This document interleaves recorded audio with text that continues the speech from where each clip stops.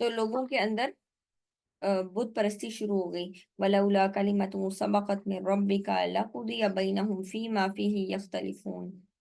اور اگر ایک بات جو گزر نہ چکی ہوتی تمہارے رب کی طرف سے، تو البتہ جس چیز میں وہ اختلاف کر رہے ہیں اس کے درمیان فیصلہ کر دیا جاتا ہے. یعنی اگر یہ چیز نہ ہوئی ہوتی تو آلریڈی ان کے درمیان فیصلہ کر دیا جاتا ہے اسی وقت. یعنی کوئی بھی شخص جس وقت شرک کا راستہ ہی اپناتا تو اس کو ختم کر دیا جاتا. لیکن اللہ سبحانہ تعالیٰ نے ایک زندگی کا ایک نظام رکھا ہے، دنیا کا ایک نظام رکھا ہے، لوگوں کو مہلت بھی ملتی ہے، ان کے سامنے آیات بھی آتی ہیں تاکہ وہ اس میں غور و فکر کر کے اللہ کی طرف ایمان لے آئیں. وَيَقُولُونَ لَوْلَا أُنزِلَ عَلَيْهِ آيَةٌ مِّن رَّبِّهِ. وہ کہتے ہیں کہ اس پر اس کے رب کی طرف سے کوئی نشانی کیوں نہیں اتاری گئی. فَقُلْ إِنَّمَا الْغَيْبُ لِلَّهِ. تو ان سے کہہ دیجئے غیب کی خبر صرف اللہ کے پاس ہے. فَانتَظِرُوا. تم انتظار کرو. إِنِّي مَعَكُم مِّنَ الْمُنتَظِرِينَ. بے شک میں بھی تمہارے ساتھ انتظار کرنے والوں میں سے. یعنی کوئی فرمائشی معجزہ نہیں آئے گا.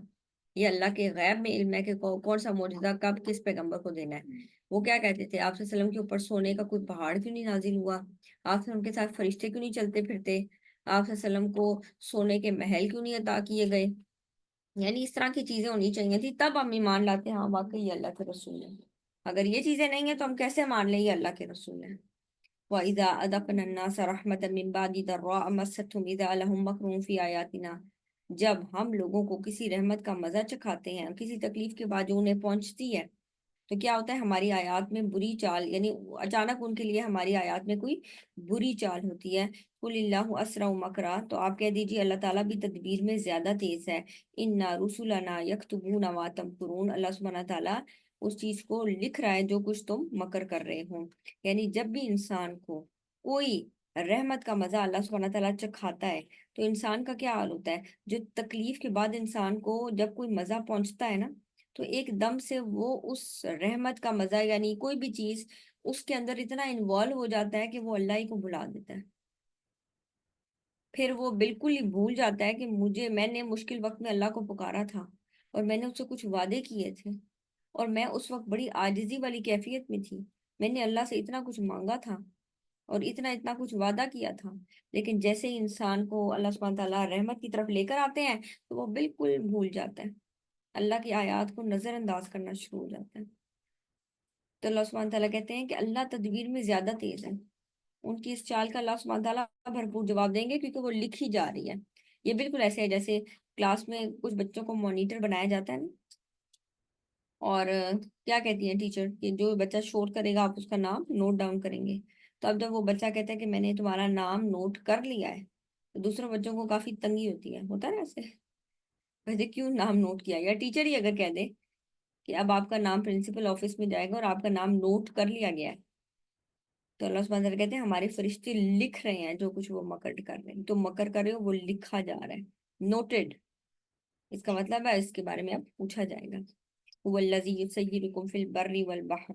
اور وہ اللہ ہے جو چلاتا ہے تم کو سمندر میں، والبحر اور خشکی میں اور سمندر میں، حتی اذا کنتم فی الفلک وجرینا بہم بريح طيبة وفرحوا بها جاءتها ريح عاصف وجاءهم الموج من كل مكان وظنوا أنهم محيط بهم دعوا الله مخلصين له الدين لئن أنجيتنا من هذه لنكونن من الشاكرين.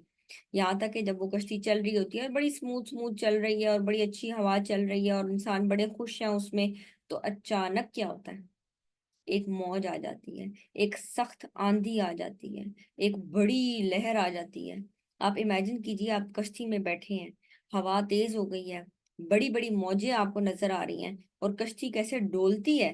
اگر کسی نے کشتی میں کبھی سفر کیا ہو، سمندر کے سفر تو بہت ہی خطرناک ہے، لیکن اگر ویسے بھی آپ نے کشتی میں سفر کیا اور تیز ہوا چل رہی ہو اور تیز آندھی اور لہریں، کبھی آپ نے دیکھا ہوگا نا کیسے لوگ جاتے ہیں اور اس میں آپ کے قریب سے بھی کوئی بوٹ گزر کے جاتی ہے تیزی سے، تو کیا ہوتا ہے، آپ کی بوٹ تھوڑی سی ہلتی ہے، ہوتا ہے نا ایسے.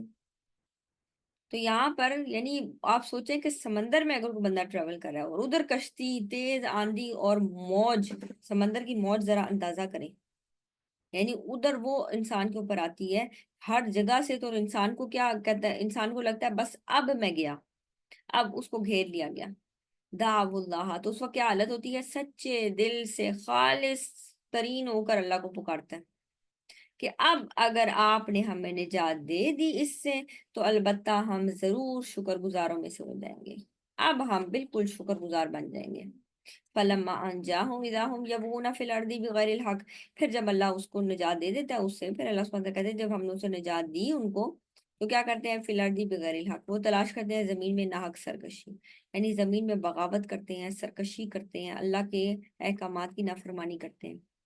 یا ایھا الناس، اے لوگو، انما بغیکم علی انفسکم، اے لوگو جو تم سرکشی کرو گے وہ تمہارے ہی اگینسٹ جائے گی، اس سرکشی پہ تمہیں ہی بھگتنا پڑے گا، متاع الحیات دنیا، یہ تو دنیا کے فائدے ہیں، ثم الینا مرجعکم فننبئکم بما کنتم تعملون، اور پھر وہ ہم تمہیں، ہماری طرف تمہارا لوٹنا ہے، پھر ہم تمہیں بتائیں گے جو کچھ تم عمل کیا کرتے تھے۔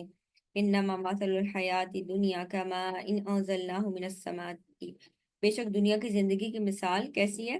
ایسے پانی کی جو اس نے ہم نے آسمان سے نازل کیا، فاختلط به نبات الارض مما یاکل الناس، پھر اس سے کیا اگتی ہیں؟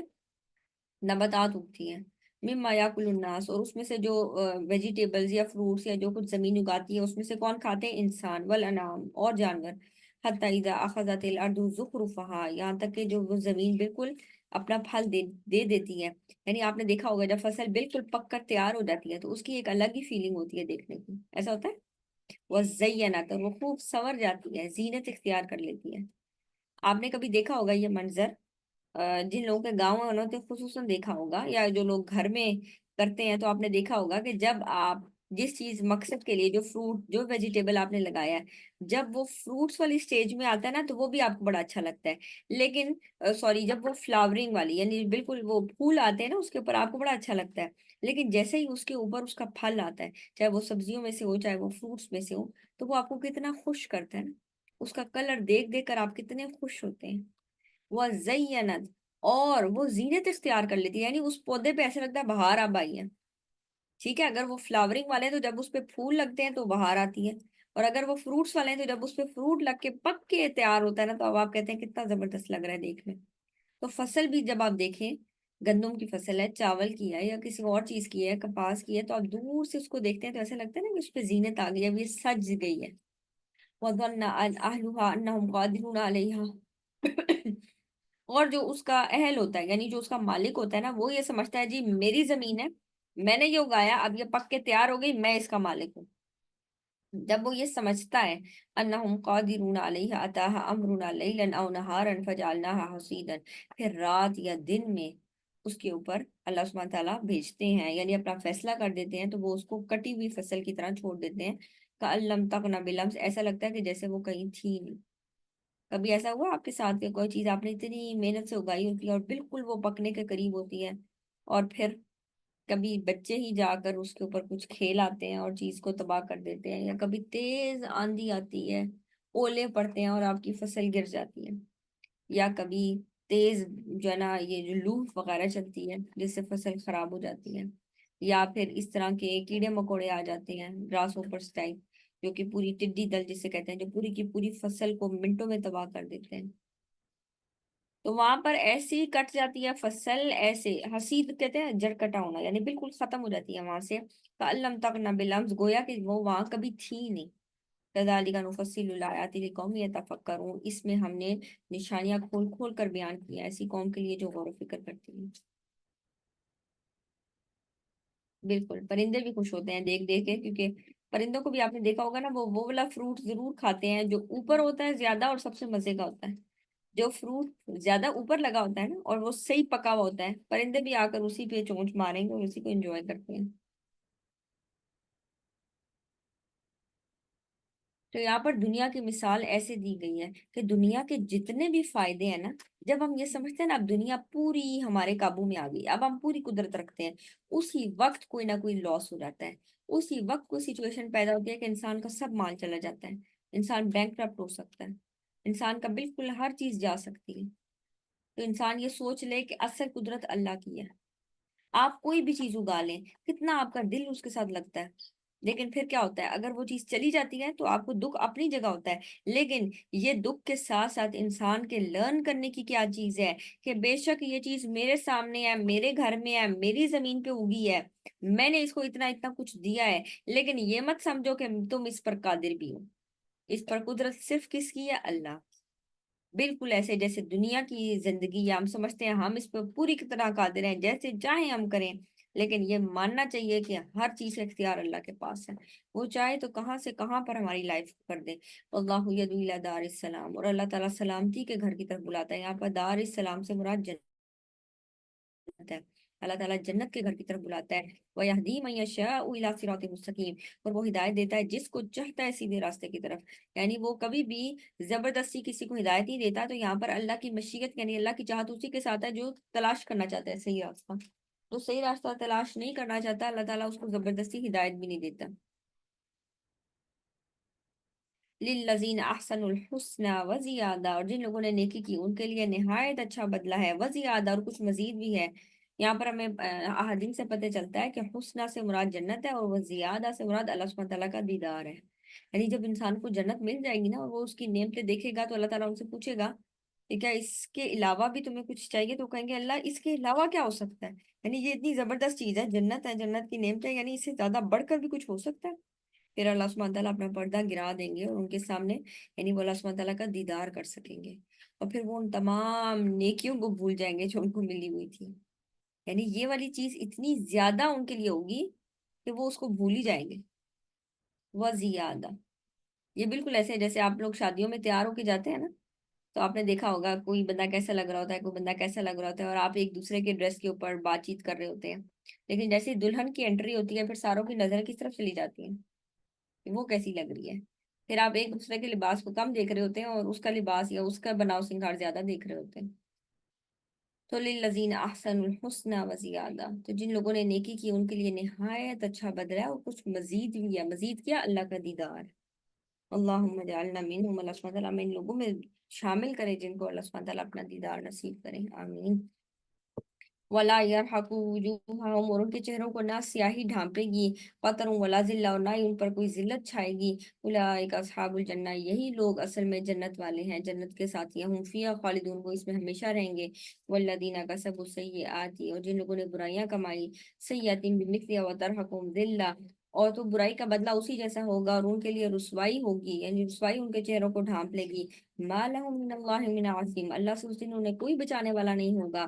کانما اغشیت وجوہہم قطعا من اللیل مظلما، ان کے چہرے سیاہ رات کے ٹکڑوں سے ڈھانپ دیے جائیں گے، یعنی ایسے جیسے دھوئیں سے نہیں کسی چیز کو ڈھانپ دیا جاتا، کالک جس چیز پہ پڑتی رہے دھواں، کبھی آپ نے دیکھا کسی چیز کے اوپر دھواں پڑتا رہتا ہے، یا اگر آپ گاڑی کسی مین روڈ کے پاس کھڑی کریں جس کے آس پاس دھواں بہت زیادہ ہے، تو کیا ہوتا ہے آپ کو فوراً یعنی تھوڑی دیر میں ہی آپ کی گاڑی پوری گرد سے بھر جاتی ہے، ہوتا ہے ایسے، پوری بلیک ہو جائے گی، گرد سے بھر جائے گی، مٹی مٹی اس کے اوپر آ جائے گی، یعنی کچے علاقے سے خصوصاً جب آپ گزرے ہوں جہاں پر روڈ پکی نہیں بنی ہوتی اور آپ مٹی والے ایریا سے گزرے ہوتے ہیں، تو کیا ہوتا ہے پوری جو آپ کی چیزیں، آپ کے کپڑے بھی گندے ہوں گے، اور آپ کی جو گاڑی ہے وہ بھی گندی ہوگی، یا جس بھی سواری پر آپ ٹریول کر رہے ہیں اگر وہ اوپن ہے تو ظاہر ہے آپ کے کپڑے، آپ کے جوتے، یعنی ہر چیز پتہ چل رہی ہوتی ہے کہ آپ ایسی جگہ سے گزر کے آئے ہیں۔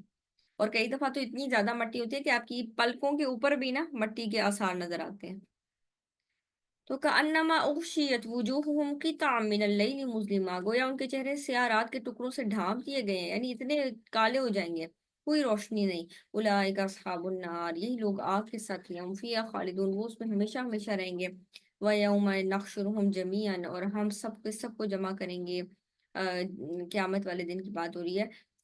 ثم نقول للذین اشرکوا مکانکم انتم وشرکاؤکم، پھر ہم ان لوگوں سے کہیں گے جنہوں نے شریک بنائے کہ تم اور تمہارے شریک اپنی جگہ رہو، پھر ہم ان کے درمیان علیحدگی کر دیں گے، فزیلنا بینہم، ہم ان کے درمیان علیحدگی کر دیں گے۔ وقال شرکاؤہم ما کنتم ایانا تعبدون، تو ان کے شریک آگے سے یہ کہیں گے تم ہماری عبادت نہیں کرتے تھے۔ فار ایگزامپل کچھ بزرگ بہت نیک ہوتے ہیں اور لوگوں نے نا، شیطان نے ان کو سکھایا کہ ابھی نیک بزرگوں کا مزار بنا لو اور ان نیک بزرگوں کو تم لوگ سجدہ کر لو اور یہ تمہاری سفارش کریں گے، شفاعت کر دیں گے۔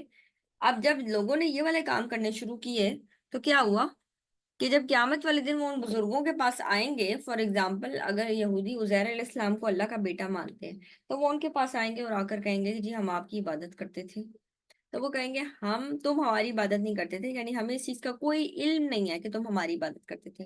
اسی طرح عیسیٰ علیہ السلام کو جب کرسچنز آ کے کہیں گے ہم تو آپ کو اللہ کا بیٹا مانتے تھے، تو وہ کہیں گے میں تمہاری عبادت سے غافل تھا، مجھے کوئی پتہ نہیں کہ تم میرے ساتھ یہ کیا کرتے تھے۔ فَكَفَى بِاللَّهِ شَهِيدًا بَيْنَنَا وَبَيْنَكُمْ، سو ہمارے اور تمہارے درمیان اللہ ہی گواہ کافی ہے۔ ان کننا عن عبادتکم لغافلین، بلا شبہ ہم تمہاری عبادت سے یقیناً بے خبر تھے، یعنی ہمیں کوئی پتہ نہیں کہ تم ہماری عبادت کیا کرتے تھے۔ ہنالک تبلو کل نفس ما اسلفت، وہاں ہر نفس جانچ لے گا جو اس نے آگے بھیجا ہوگا۔ وردوا الی اللہ مولاہم الحق، اور اللہ تعالیٰ کی طرف لوٹائے جائیں گے جو ان کا حقیقی مالک ہے۔ وضل عنہم ما کانوا یفترون، اور ان سے گم ہو جائے گا وہ جھوٹ جو وہ زمین میں گھڑا کرتے تھے، دنیا میں گھڑا کرتے تھے۔ وآخر دعوانا أن الحمد لله رب العالمين، سبحانك اللهم وبحمدك نشهد أن لا إله إلا أنت نستغفرك ونتوب إليك۔